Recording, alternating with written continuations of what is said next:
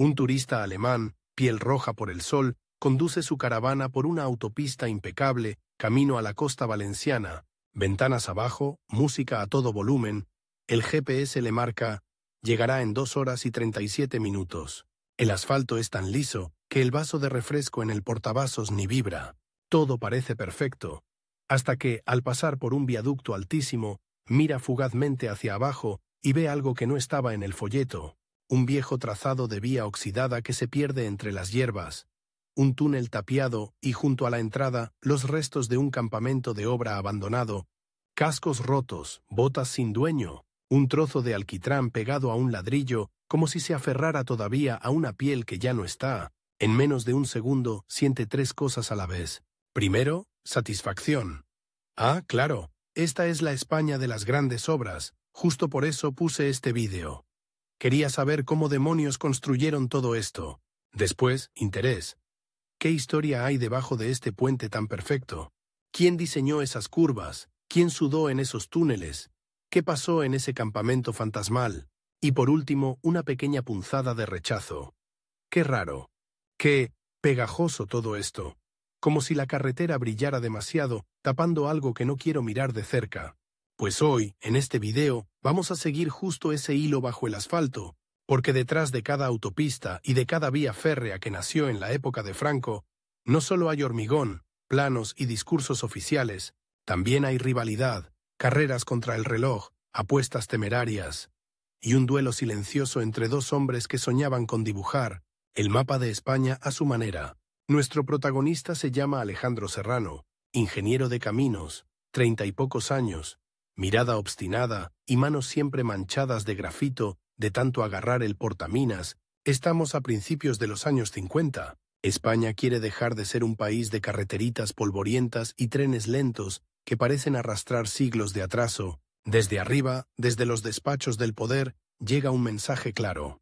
Hay que coser el mapa con carreteras nuevas, modernizar los ferrocarriles, acercar los puertos, los pueblos, los campos, y por supuesto habrá competición. En un edificio solemne de Madrid, con lámparas que cuelgan del techo como coronas doradas, se celebra una reunión decisiva. Sobre una mesa alargada descansan 2 proyectos enfrentados, 2 visiones.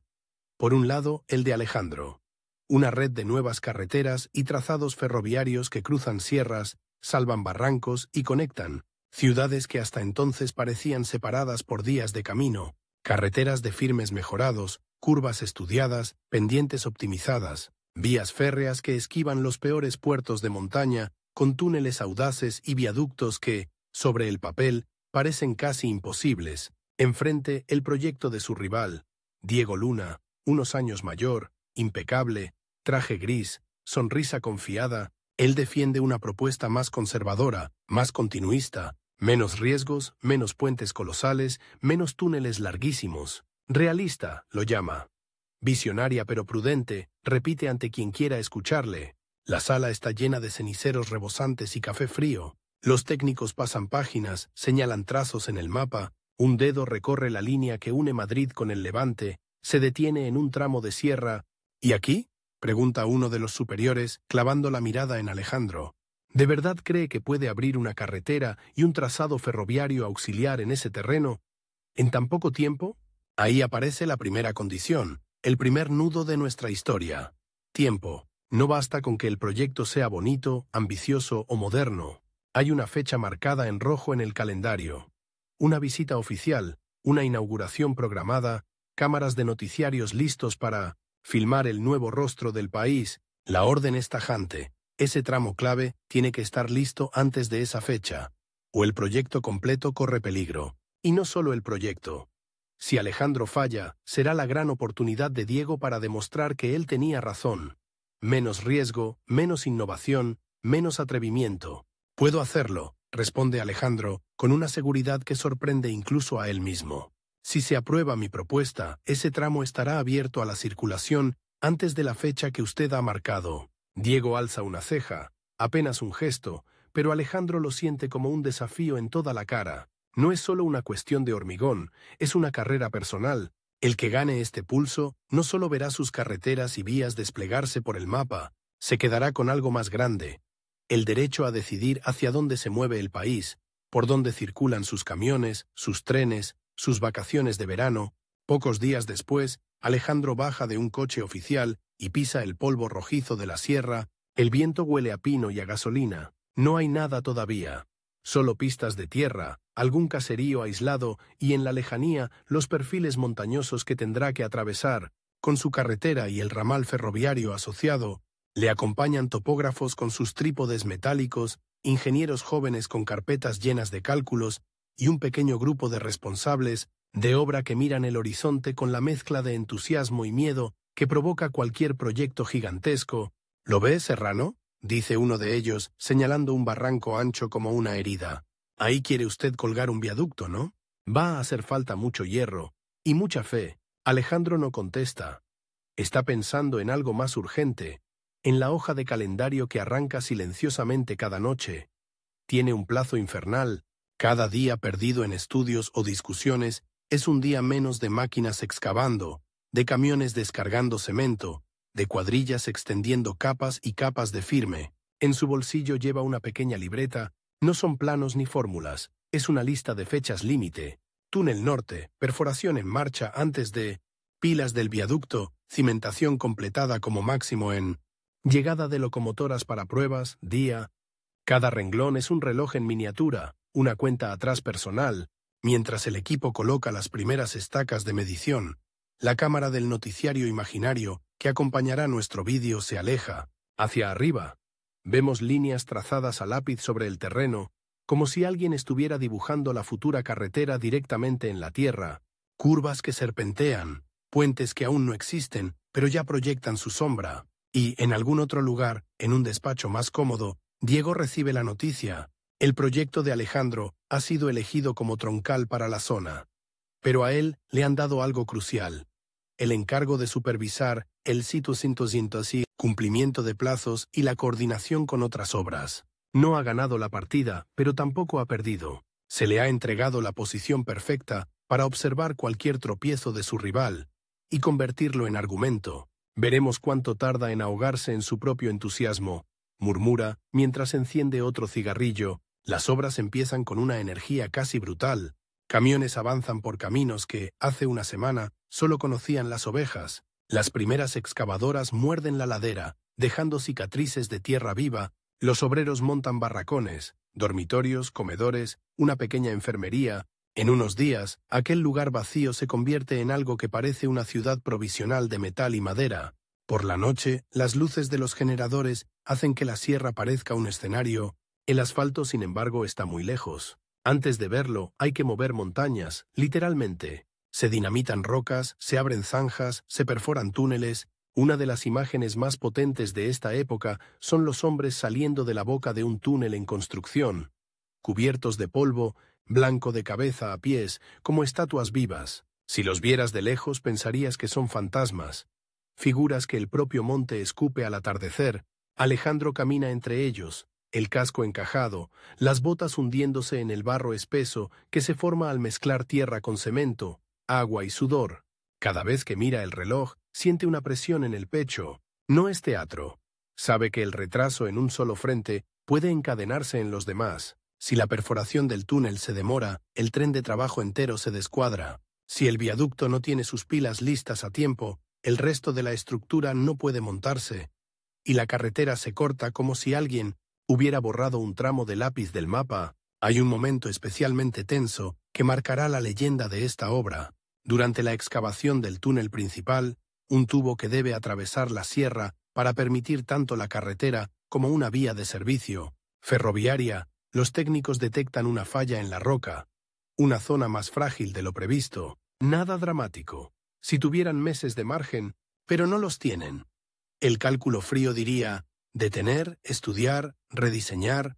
El reloj en la libreta de Alejandro dice: imposible.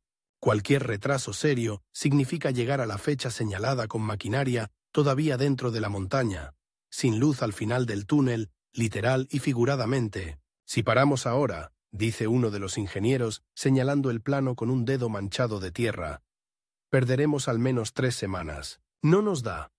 Si no paramos, responde otro, y la roca cede, podemos tener un derrumbe parcial. Y eso nos costaría todavía más. Alejandro escucha en silencio, siente las miradas clavadas en él. Afuera, los compresores siguen zumbando, como si fueran relojes gigantes, marcando el tiempo que se escurre. Al final, toma una decisión arriesgada. No parar, pero cambiar el orden de los trabajos, intensificar el sostenimiento con más acero, más hormigón proyectado, más turnos nocturnos. No hay margen para la prudencia perfecta. Hay que avanzar. Esa noche, mientras las máquinas rugen dentro del túnel, el campamento vive una escena extraña. Los obreros salen a cenar al barracón, riendo, hablando alto, pero en el aire hay una tensión sutil. Saben que están forzando la montaña, que cada golpe de martillo neumático es una especie de negociación con la roca. En una esquina, un grupo de jóvenes se entretiene calentando trozos de alquitrán antiguo, rescatados de una vieja pista de la zona.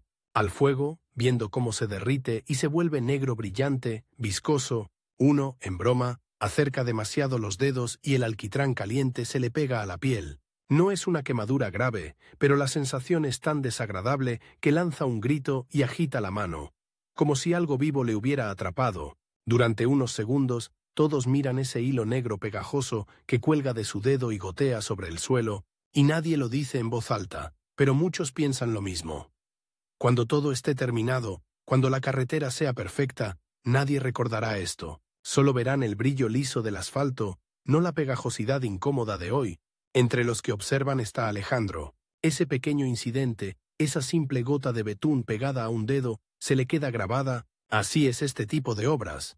Lo que se ve al final es pulcro, casi elegante. Lo que hay debajo es una mezcla de improvisaciones, decisiones valientes y momentos desagradables que se esconden bajo capas y capas de pintura y alquitrán. Pero no está solo en esta carrera. A kilómetros de allí, Diego recorre otras obras, visita otros tramos, toma notas, está oficialmente encargado de coordinar y supervisar, pero en realidad está buscando señales de flaqueza en el proyecto de Alejandro. En una visita rutinaria al túnel, camina junto a él, ambos con casco, rodeados de ruido y polvo. Desde fuera parecen dos compañeros de profesión, compartiendo impresiones técnicas. Por dentro, los dos calculan cada palabra. Ambicioso, Serrano, muy ambicioso, dice Diego tocando la pared de roca recién asegurada. Si sale bien, será un hito. Todo el mundo hablará de este túnel. Y si no sale, responde Alejandro sin mirarlo, todo el mundo dirá que tenía razón usted. Diego sonríe, pero no lo niega. Yo solo digo que no conviene prometer lo que no se puede cumplir. Los plazos son crueles. Hace una pausa y lo mira de reojo. Y ya sabe cómo son allá arriba. Si algo falla, buscarán un responsable. Hay algo más en esa frase, una insinuación, como si dijera, si tropiezas, estaré ahí para señalárselo a quien haga falta.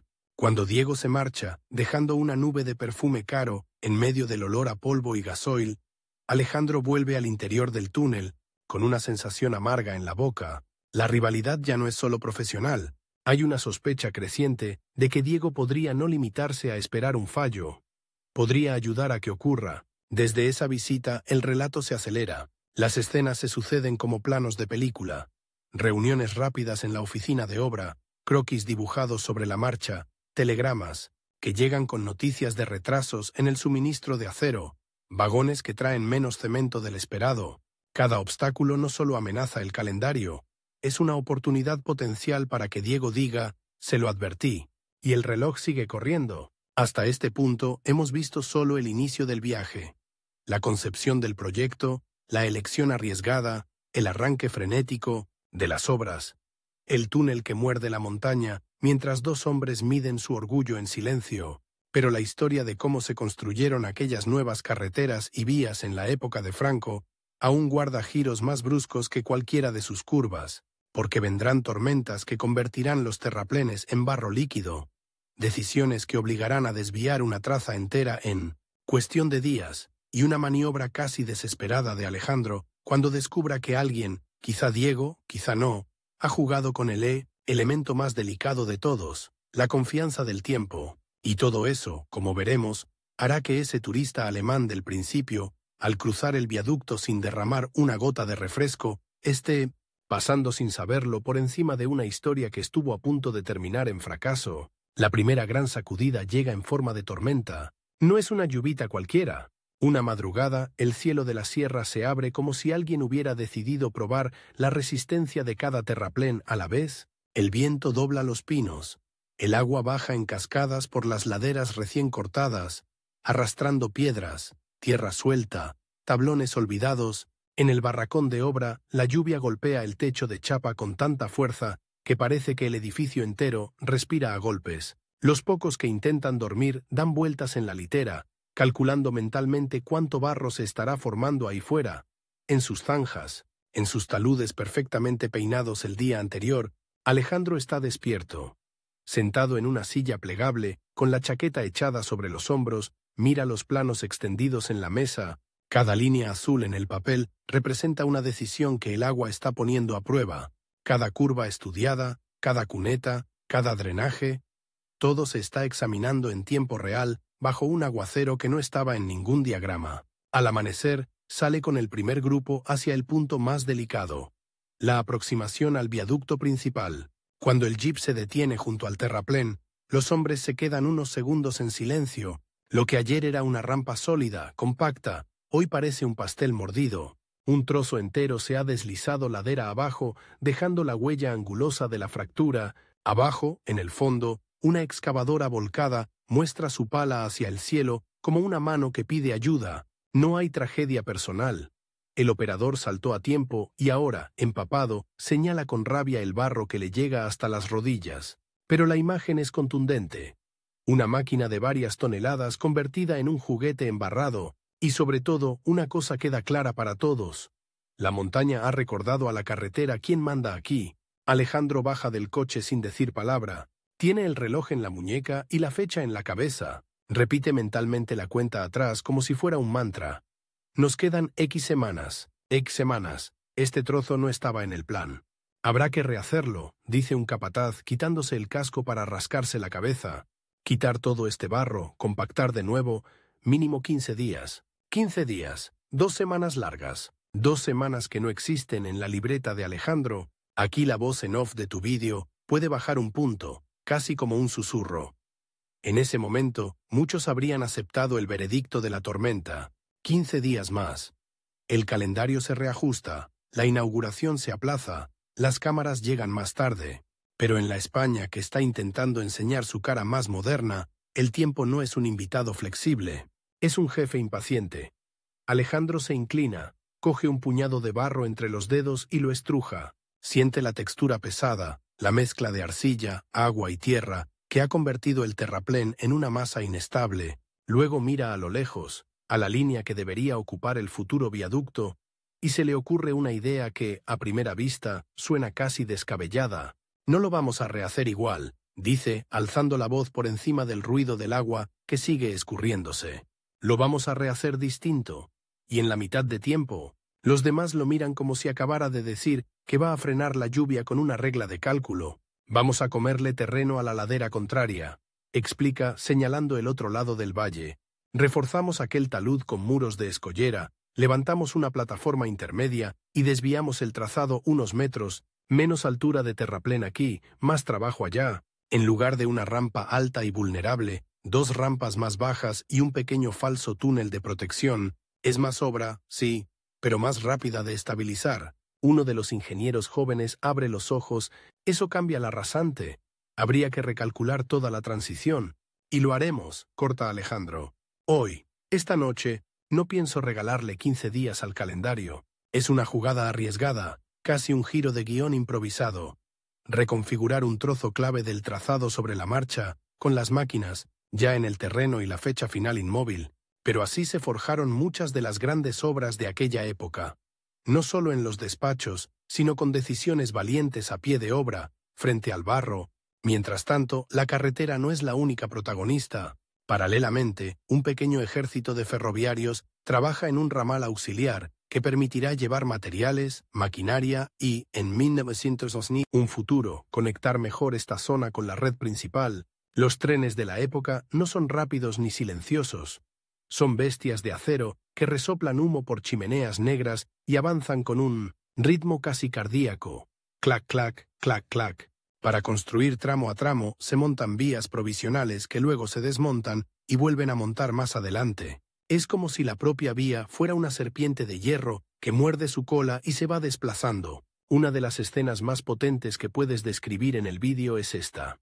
Al atardecer, cuando el sol baja y tiñe todo de naranja, un pequeño tren de obras avanza despacio por delante del futuro trazado principal. Lleva plataformas cargadas de raíles, traviesas, sacos de cemento, bobinas de cable. Detrás, por el camino de tierra paralelo, camiones y jeeps levantan un polvo dorado. Desde lejos parece una caravana de otro siglo, cruzando un paisaje recién inventado. Alejandro observa ese pequeño tren desde un talud. La locomotora lanza un silbido agudo y el humo se enrosca hacia el cielo. De pronto, algo le recuerda a la escena que vimos al principio de nuestro vídeo. Esa vía vieja y oxidada, ese túnel tapiado bajo el viaducto perfecto, él no puede verlo porque aún no existe, pero sin saberlo está creando el futuro contraste. Líneas nuevas que brillan ahora y que, con los años, quedarán enterradas bajo otras aún más modernas. No hay nada más mortal que una vía férrea, dice uno de los veteranos, apoyando el codo en la barandilla del terraplén. Cuando nace, ya lleva escrita la fecha en que quedará obsoleta. Alejandro sonríe. Entonces hagamos que, al menos, valga mucho la pena mientras esté viva. Pero la rivalidad con Diego sigue respirando bajo toda esta épica de hormigón y acero. En Madrid, Diego recibe informes periódicos, ha visto las fotos del terraplén deslizado, ha leído los telegramas que hablan de la tormenta y del desvío improvisado, y aunque oficialmente aplaude la reactividad del equipo de campo, por dentro hace cuentas. Si ese cambio de trazado se complica, si los muros no aguantan, si hay que rehacer algo, no hará falta que yo diga nada. Los plazos hablarán por mí. La oportunidad llega en forma de visita oficial. Desde la capital han decidido que es momento de mostrar avances, grabar algunas imágenes de máquinas trabajando, ingenieros señalando, planos. Y por supuesto, comprobar que el calendario no es una ilusión. Diego se ofrece, muy amablemente, a acompañar a la comitiva. Conozco bien la zona. Puedo ayudar a interpretar los progresos, dice, y en realidad lo que quiere es estar presente en la mínima señal de retraso. El día de la visita, el campamento de obra parece un escenario de cine en día de rodaje. Se pintan de blanco rápido las casetas más visibles, se alinean los camiones, se recogen restos de tablones desperdigados.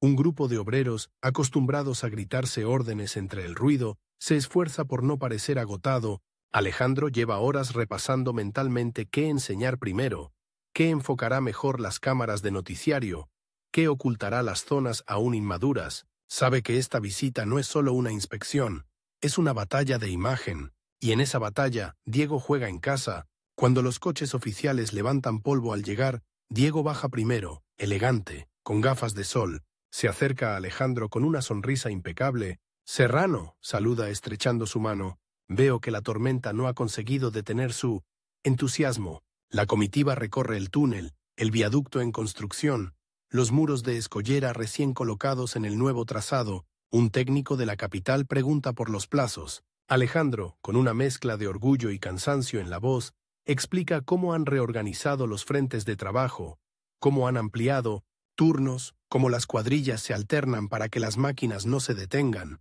Y entonces Diego lanza la frase que llevaba días probando frente al espejo. «Desde luego, el esfuerzo es admirable», dice con un tono aparentemente elogioso.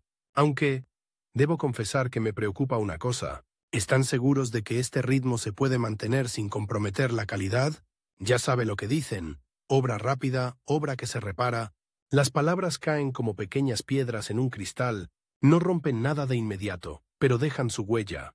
Los ojos de algunos superiores se entrecierran. La cámara del noticiario sigue grabando, pero ahora capta también un ligero cambio de atmósfera. Alejandro siente una punzada en el estómago. No es miedo, es rabia contenida, porque la duda plantada por Diego no es absurda. Cuando se va tan rápido, siempre existe el riesgo de que algo no quede perfecto. Y si algo falla, aunque sea un detalle menor, alguien recordará la frase: en lugar de entrar en un debate técnico frente a todos, hace algo inesperado. «Le propongo una cosa», dice girándose hacia los responsables de la visita. «Quédense esta noche. No solo vean la obra de día, vean cómo trabajamos cuando el sol se va. Vean cuántas luces hay encendidas en la montaña, cuántos trenes de material suben aún cuando ustedes ya estarían cenando en Madrid. Juzguen si este ritmo es una temeridad o una organización. Es un movimiento audaz. Todos esperaban una defensa de papel, con cifras, gráficos, argumentos. Alejandro ofrece un espectáculo real. La sierra de noche, convertida en una constelación de focos, motores y chispas. La propuesta sorprende, y precisamente por eso la aceptan. Esa noche, la sierra parece un mundo aparte. Los focos iluminan bocas de túnel, estribos de viaducto, zanjas donde hombres y máquinas se mueven como hormigas gigantes. El aire vibra con el ruido de compresores, martillos, motores diésel. La locomotora del tren de obras lanza un silbido agudo bajo las estrellas. La comitiva recorre las zonas clave, esta vez sin corbatas rígidas. Algunos se han puesto chaquetas más cómodas, otros han aflojado el nudo del cuello, pero los ojos están muy abiertos. No veían esto en los informes. Las ruedas de los camiones dejan huellas profundas en el suelo, todavía húmedo por la tormenta. Cada vez que descargan grava, el ruido se mezcla con el chisporroteo de soldaduras en el viaducto. De repente, uno de los visitantes se queda mirando algo que no estaba en el programa. Junto a la boca del túnel, un grupo de obreros ha improvisado un pequeño fuego, dentro de las medidas de seguridad razonables, para calentarse entre turno y turno. Sobre una chapa han puesto un ladrillo salpicado de restos de alquitrán viejo. A medida que el calor lo alcanza, la superficie negra se vuelve brillante, casi líquida. Uno de ellos, en broma, acerca un tornillo y lo ahoga en esa masa espesa. Cuando lo saca, el tornillo brilla como recién cromado, pero resuma gotas densas que caen al suelo con un plop lento. Un visitante se acerca, fascinado y un poco repugnado. «Parece chocolate malo», dice. El obrero ríe. «Esto es lo que luego pisan ustedes sin mirar», responde.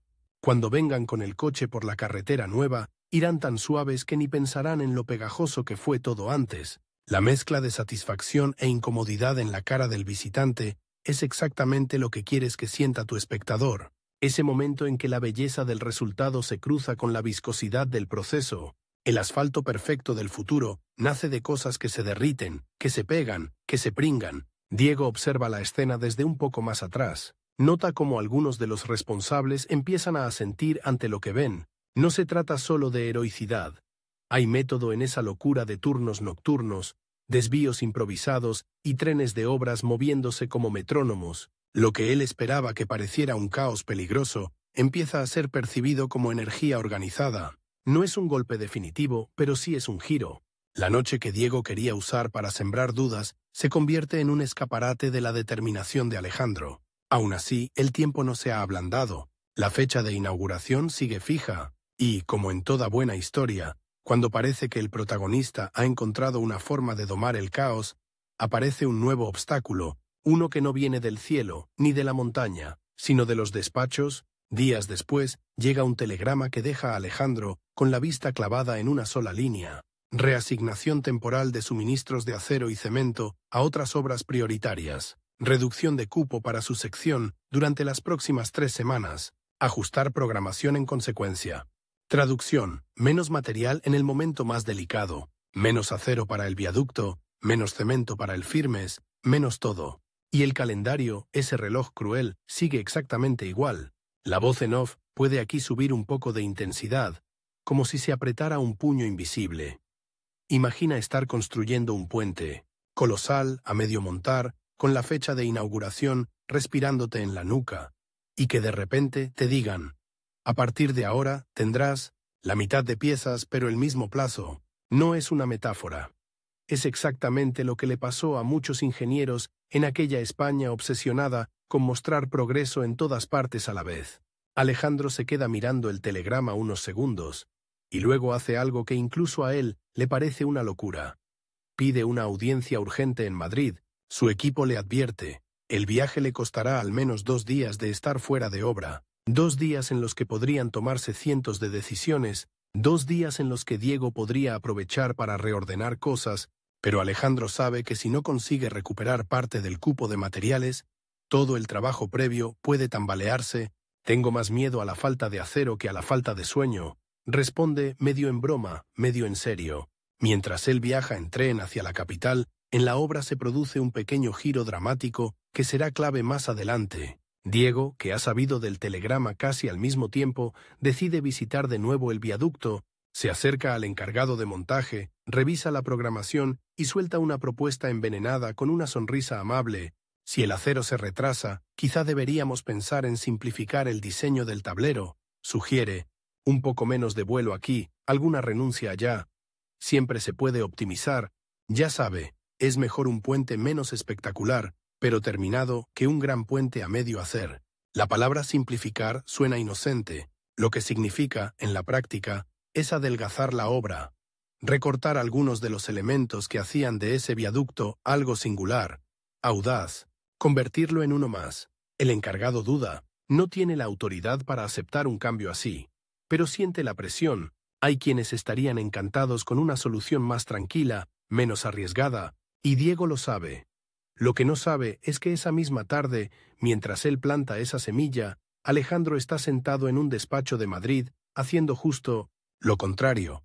Defendiendo la necesidad de mantener el diseño original, explica con mapas, cifras y sobre todo convicción que ese viaducto no es solo un capricho estético, es la clave para que la carretera y el ramal ferroviario convivan sin estorbarse, para que el futuro crecimiento de tráfico no ahogue la región, para que la modernización no sea solo una palabra bonita. Habla del país como si fuera un cuerpo que necesita arterias amplias, no solo cicatrices remendadas. Al final, después de horas de discusión, consigue algo que nadie esperaba. Una redistribución parcial de los suministros. No todo lo que pidió, pero sí lo suficiente para que el viaducto mantenga su forma prevista. Eso sí, con una condición. Tendrá que demostrar, dice uno de los responsables, mirándolo fijamente, que este diseño merece el esfuerzo extra, que no es solo vanidad de ingeniero. Cuando llegue el día de la inauguración, no queremos un puente que parezca cualquiera. Es casi un desafío personal, y Alejandro lo acepta.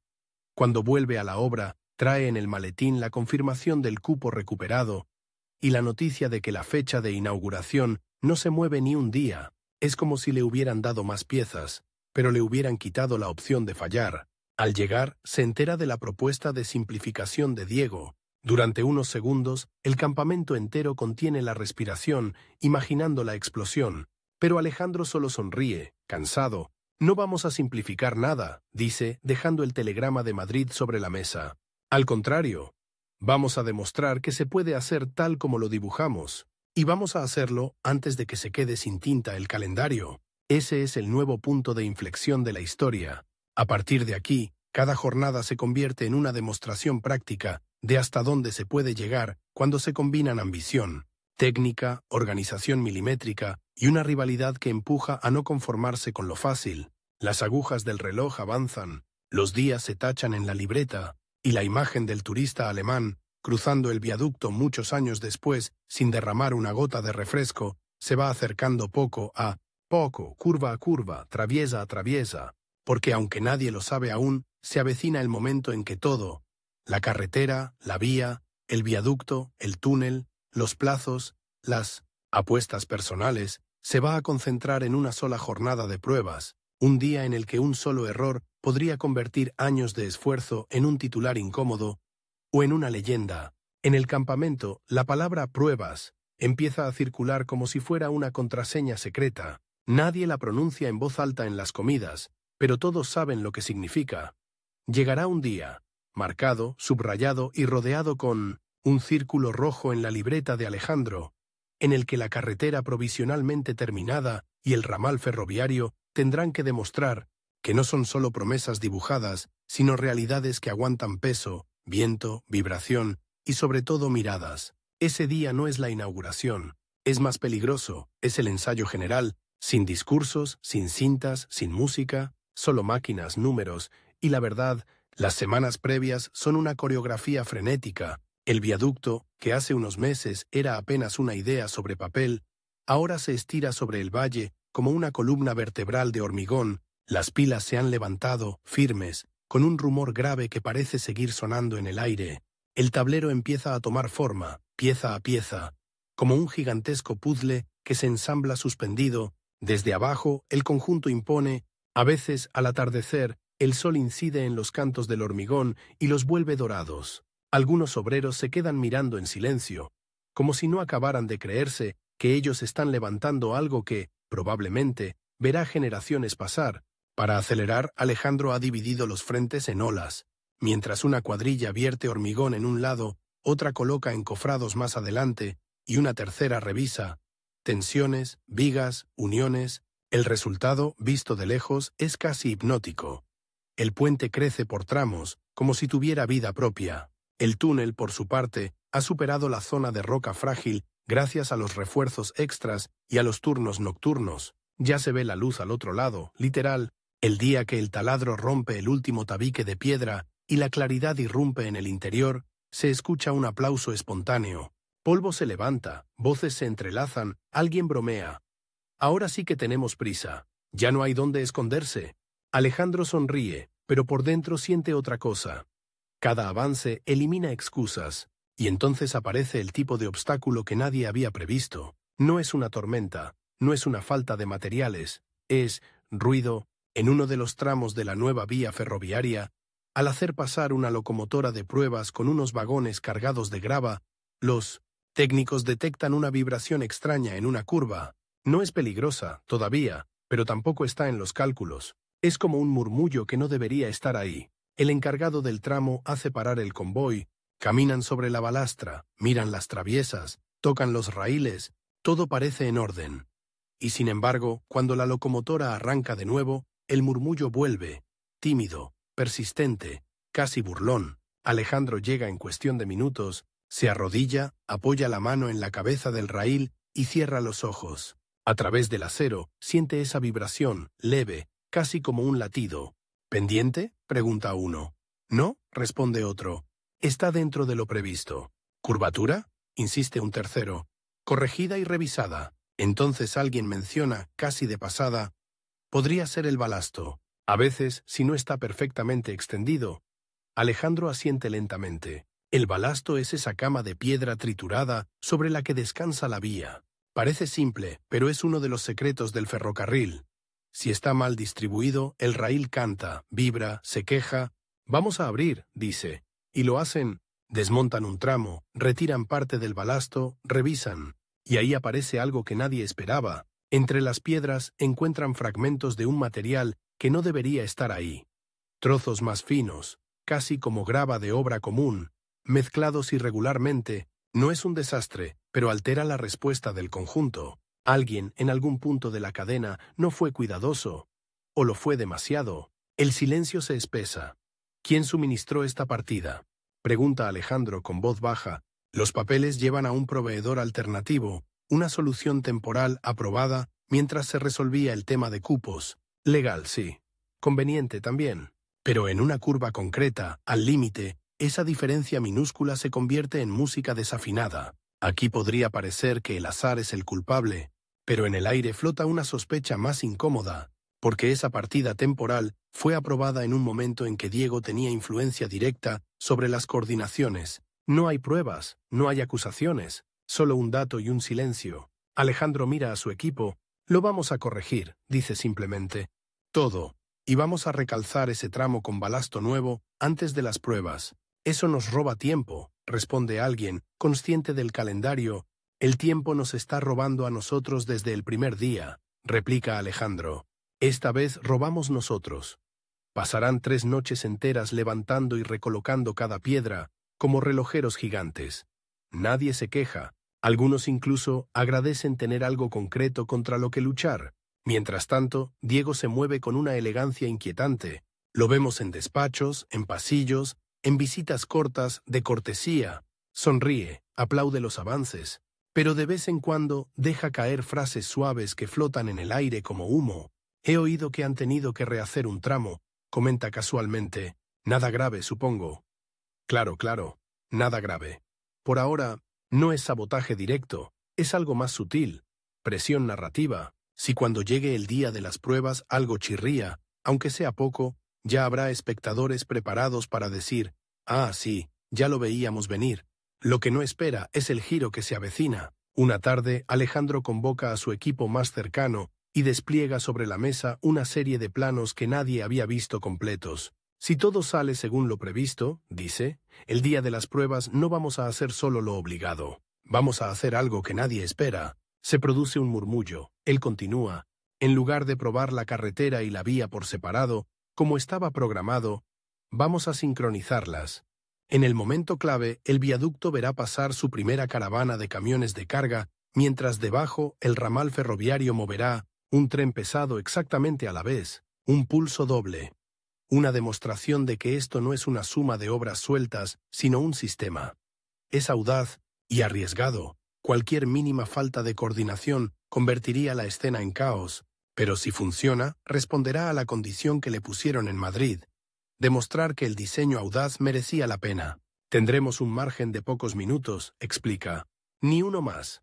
Si el tren se adelanta, repetimos. Si se retrasa, repetimos. Pero quiero que, al menos una vez, los dos mundos se crucen. Carretera arriba, vía abajo. Progreso en estéreo. El equipo se mira, entre excitado y aterrado. Es el tipo de idea que puede hacer historia, o costársela. Llegamos por fin a la víspera de las pruebas. En el barracón reina un silencio raro. No es calma, es concentración. Algunos escriben en cuadernos pequeños, otros repasan listas. Hay quien pule herramientas solo por tener algo que hacer con las manos. Alejandro sale a caminar solo por la obra, al atardecer. Sube hasta la plataforma del viaducto, ya con las barandillas provisionales puestas. Desde allí el mundo parece distinto. El valle se abre como un cuenco verde y dorado. El túnel asoma como una boca ordenada. La línea de la carretera serpentea con una elegancia que no tenía al principio. Cierra los ojos y escucha. No el ruido de máquinas, hoy están más calladas, sino lo que vendrá mañana. Motores encendidos, ruedas pesadas, silbidos de locomotora, y detrás de todo, el tic-tac invisible del reloj. Siente de golpe algo parecido a vértigo, no por la altura, sino por la responsabilidad. En unas horas, toda la rivalidad con Diego, todos los giros de guión, todos los días con barro hasta las rodillas, se condensarán en un solo día sometido a observación.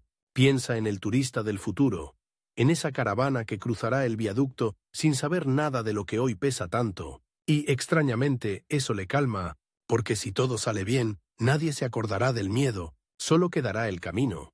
El amanecer del día D tiene algo de ritual. Antes de que salga el sol, luces dispersas encienden puntos clave. Accesos, estribos, zona del túnel. Los camiones que harán la prueba de carga están alineados, llenos de grava hasta el borde. Los conductores han recibido instrucciones precisas. Velocidad constante, distancia exacta entre vehículos, obedecer señales sin improvisar. En paralelo, la locomotora de pruebas está lista. El maquinista, un hombre de bigote espeso y mirada tranquila, acaricia la palanca de freno como si fuera un talismán. Los vagones van cargados y pesados, todo calculado para someter la vía a un esfuerzo realista. Alejandro, con casco y chaleco, sostiene un pequeño cronómetro. A su lado los técnicos tienen prismas, estaciones totales, cuadernos de anotaciones. Los responsables, llegados desde Madrid, se colocan en un punto elevado, con prismáticos. Diego está allí también, impecable, con una carpeta bajo el brazo. La voz en off podría aquí apretar el ritmo. Este es el momento en que una obra deja de ser una promesa y se convierte en un hecho. No hay aplausos, no hay flores. Solo acero, hormigón y un reloj que no perdona. Se da la orden. Los camiones comienzan a avanzar sobre el viaducto, pesados, obedientes, formando una fila que parece una columna vertebral negra, moviéndose lentamente. Debajo, por el ramal, el tren arranca. Clac, clac, clac, clac. El sonido se mezcla con el rugido grave de los motores diésel. Los instrumentos empiezan a registrar micromovimientos. Todo puente, por sólido que parezca, se flexiona apenas. Esa flexión es su forma de decir, estoy vivo. Lo importante es que se mantenga dentro de límites. 2 milésimas, dice un técnico anotando. 3, estable. Alejandro no parpadea. Tiene el cronómetro en una mano, la otra cerrada en un puño tras la espalda. Los camiones alcanzan el punto medio. El tren, puntualísimo, entra bajo el viaducto al mismo tiempo, con un silbido que atraviesa el aire como una nota aguda. Por un instante, todo parece suspendido. Arriba, toneladas de grava avanzando. Abajo, toneladas de hierro deslizándose. Es el corazón de la prueba, y es también una imagen que nadie había imaginado, excepto Alejandro. Diego, que observa con atención, aprieta los labios. Esa escena no estaba en sus cálculos políticos, y entonces sucede algo que nadie había previsto, pero que no es culpa de nadie. Una ráfaga de viento, bajando de la sierra como una ola fría, golpea el lateral del viaducto justo cuando el primer camión pasa por el punto más expuesto. No es peligrosa en sí, pero se suma al resto de cargas. Los instrumentos registran una oscilación breve, un salto que hace que varias cabezas se giren al mismo tiempo. 5 milésimas, dice el técnico con un hilo de voz. 6, vuelve. El valor baja. El tablero recupera su calma. Fue un gesto, un suspiro. Pero bastó para que todos sintieran, durante un segundo, el filo invisible del fracaso. Alejandro exhala despacio, sigue mirando al frente, como si no escuchara las cifras, pero las sabe todas. El tren, bajo el puente, mantiene su cadencia. Los camiones completan el cruce. Los instrumentos se estabilizan. Y cuando el último vehículo baja por la rampa, algo sorprendente ocurre. Nadie aplaude, nadie grita. Solo se oye un murmullo colectivo, como si el aire soltara un peso. La prueba continúa con otros ejercicios, otros pasos, otras verificaciones. Pero esa sincronía, ese cruce exacto de fuerzas, se queda en la memoria de todos, incluso de Diego. Al mediodía, en una mesa improvisada bajo una carpa, se revisan los primeros datos, los técnicos trazan gráficos, comparan tolerancias, señalan con lápiz, hay pequeñas correcciones que hacer, ajustes finos, detalles que pulir. Pero la conclusión, aunque nadie la pronuncia todavía, empieza a dibujarse en el ambiente. Funciona, la carretera responde, la vía responde, el viaducto no solo aguanta, se comporta exactamente como fue calculado. Diego hojea su carpeta con lentitud, como si buscara una grieta entre los números. No la encuentra. Levanta la vista y por primera vez en toda la obra mira a Alejandro sin sonrisa irónica. Empieza a decir y se detiene. Es sólido. No es una rendición, pero sí es un reconocimiento. Aún así, Alejandro no se permite celebrar, sabe que queda lo más delicado. Los últimos detalles, el pulido final, preparar el escenario para la inauguración, y sabe que el calendario no dará tregua. Un solo tropiezo ahora, incluso pequeño, podría empañar el conjunto. Además, hay una última carta en la manga de esta historia, un giro más, inesperado, que aparecerá justo cuando todos crean que lo han visto todo. Porque la noche anterior a la inauguración, algo desaparecerá del campamento, algo pequeño, aparentemente insignificante, y esa desaparición pondrá a todo el equipo frente a un dilema que no está en ningún manual, pero esa es otra escena. Por ahora, lo único que queda son los hombres caminando por el viaducto con una mezcla rara de agotamiento y alivio. El tren de pruebas, aparcado como un animal cansado, y el viento de la sierra que, por primera vez en meses, sopla sin parecer enemigo. La noche anterior a la inauguración tiene un sonido distinto. No es el ruido metálico de las obras, ni el zumbido incesante de generadores, es otra cosa, un murmullo contenido, casi supersticioso. Es como si todos, desde los obreros hasta los ingenieros, supieran que basta un gesto en falso para que el gran día, ese que parecía tan lejos al principio, se resquebraje. Las luces del viaducto permanecen encendidas. Algunos equipos todavía repasan detalles. Barandillas, juntas de dilatación, pintura en las marcas del firme. Los ferroviarios ajustan los últimos pernos del ramal auxiliar. Los técnicos de comunicaciones prueban el enlace de radio que coordinará todo el dispositivo. Y en medio de esa calma tensa se comete el error más simple y a la vez más peligroso de todos. A las 2 de la madrugada, el vigilante del almacén se da cuenta de que el candado principal está puesto, pero no cerrado del todo. Es un detalle mínimo, apenas perceptible. Lo advierte al ir a dar su ronda, toca el metal, y el candado cede con un chasquido. Frunce el ceño, entra con su linterna. Las estanterías están repletas de cajas, embalajes de madera, herramientas organizadas por secciones. Nada parece fuera de lugar. Pero cuando llega al pasillo de las juntas especiales del viaducto, esas piezas que permiten que el puente se dilate con el calor, sin romperse, nota un vacío. Una caja, solo una. La del último tramo que falta por instalar al amanecer, antes de colocar el tapete definitivo de asfalto en los extremos. La caja no está. El vigilante traga saliva, mira a un lado, mira al otro, vuelve a revisar. Nada. La poción más peligrosa de todas comienza a hervir en su mente. La mezcla de vergüenza y pánico. A los 10 minutos, Alejandro está de pie en el almacén, todavía con la camisa arrugada de no haber dormido. Observa el hueco como si fuera una herida abierta. ¿Estás seguro?, pregunta innecesariamente. El vigilante asiente, pálido. La pieza desaparecida no es enorme ni espectacular. Es una junta metálica con elementos elásticos, fabricada a medida, pensada para ese punto concreto del viaducto. Sin ella, el tramo puede funcionar, pero no debería. No en una inauguración con autoridades, tráfico cargado y cámaras grabando.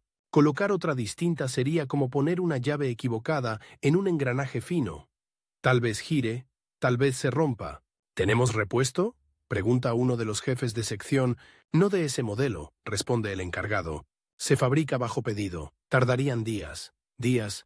Esa palabra, a estas alturas, ya no pertenece al vocabulario posible. Un silencio denso, pegajoso, ocupa el almacén. Y detrás de él, una idea que nadie quiere decir en voz alta. Alguien se la llevó. ¿Un descuido? ¿Un hurto por ignorancia? ¿Un saboteador que quiere un tropiezo justo en el último metro? Nadie lo sabe. Lo único claro es que el tiempo corre igual que siempre, implacable. Alejandro concentra a su equipo en la oficina principal. Sobre la mesa, el dibujo detallado del extremo del viaducto, con la junta desaparecida marcada en rojo. Tenemos 8 horas, dice. Ni una más. La voz en off, en este punto, puede apretar cada sílaba. 8 horas. Después de años de cálculo, meses de barro, semanas de noches sin dormir, todo se reduce a eso. 8 horas para resolver un vacío, metálico que puede arruinar una inauguración, y con ella una reputación. Las opciones son pocas, muy pocas. Uno propone retrasar discretamente la ceremonia unas horas. Imposible, el calendario oficial es más rígido que el hormigón. Otro sugiere montar una junta provisional, improvisada con piezas combinadas. Técnicamente sería una temeridad. Si algo falla, lo hará ante todos. Y entonces, un joven ingeniero de estructuras, que ha permanecido hasta ahora en silencio, levanta la mano. Tal vez, dice, no necesitemos la junta, tal como era. Todos lo miran. Explícate. Se acerca al plano, señala las líneas negras con el dedo. La pieza desaparecida estaba pensada para un rango extremo de dilatación, el más desfavorable, porque calculamos que, en verano, el tablero podría calentarse más de lo habitual. Pero mañana, en la inauguración, las condiciones serán muy distintas. Temperatura controlada, paso breve y regulado. Si diseñamos un puente provisional dentro del propio puente, una especie de marco metálico temporal que absorba esa pequeña diferencia, podremos trabajar como si la junta estuviera, sin que realmente esté. Es una solución osada. Construir en pocas horas un dispositivo reversible que haga el papel de la pieza perdida, soportando presiones reales sin comprometer la seguridad. Un arnés para el puente. ¿Puedes calcularlo a tiempo?, pregunta Alejandro. Si empezamos ya, responde. ¿Y si el taller metálico no duerme? Hay un brillo nuevo en los ojos de todos. No es tranquilidad, es adrenalina. Entonces, dice Alejandro, lo hacemos. Y nadie fuera de este cuarto oirá la palabra problema. Aquí dentro trabajaremos. Fuera habrá inauguración. La escena que sigue es puro vértigo. En el taller portátil, las chispas vuelan como lluvia invertida. Las sierras de disco arrancan virutas que caen al suelo como serpientes brillantes. El olor a acero caliente se mezcla con el de café fuerte, improvisado en un hornillo. El joven ingeniero dicta medidas. Otro traduce números en cortes. Otro prepara pernos y placas. Los relojes marcan una cuenta atrás silenciosa. Cada pocos minutos Alejandro entra, mira el progreso, corrige algo, da un sí breve y se va. En paralelo, reorganiza turnos. Envía a un equipo a preparar la zona del viaducto donde irá el marco temporal. Nadie pregunta más de lo necesario. Nadie pierde un segundo. Y mientras todo eso ocurre, Diego aparece. Ha llegado antes del amanecer, vestido impecable como siempre, con el aire de quien viene a supervisar los últimos retoques. Ve el movimiento frenético en el taller y frunce el ceño. ¿Qué está pasando?, pregunta acercándose a Alejandro. Por un instante, el silencio pesa. Alejandro se limita a mirarlo. En esa mirada hay cansancio, determinación y algo parecido a una decisión tomada. Estamos afinando, dice sin añadir nada. Diego no se conforma.